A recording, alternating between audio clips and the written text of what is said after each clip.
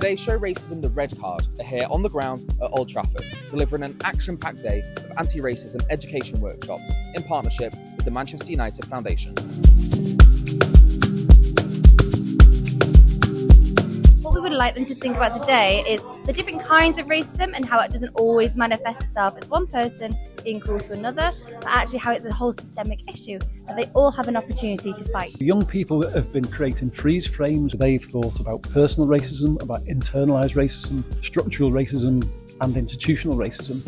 And the other groups have had to kind of guess from the image what sort of form of racism is being portrayed. We've given these screenshots of some newspaper stories to the pupils.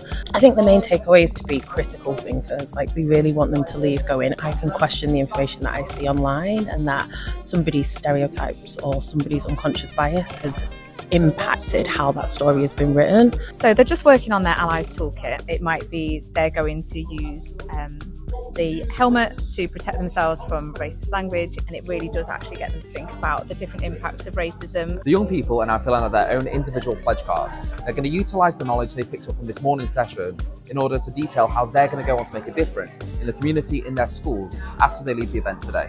So the kids are now taking part in the Anti-Racist Captains programme. Absolutely. Talk to me about it. So the Anti-Racist Captain, we really want to empower the young people to be able to have something that they've worked on as a collective. They're identifying what the problems are and then coming up with an action plan to be able to solve those problems. So this is a 3-year project. Yes. With the same young people. Yeah. How are we expecting their anti-racism journey to evolve over that time? I think because they're here at the beginning part of it, it definitely means they are accountable for what happens moving forward. So instead of us going, this is a problem, you try and fix it, they're able to reflect on their own experiences and say, I'm really passionate about this. So they're wanting to make that active change. They're wanting to challenge maybe some of the policies or rules that they have in school because it's happening to them or somebody that they know.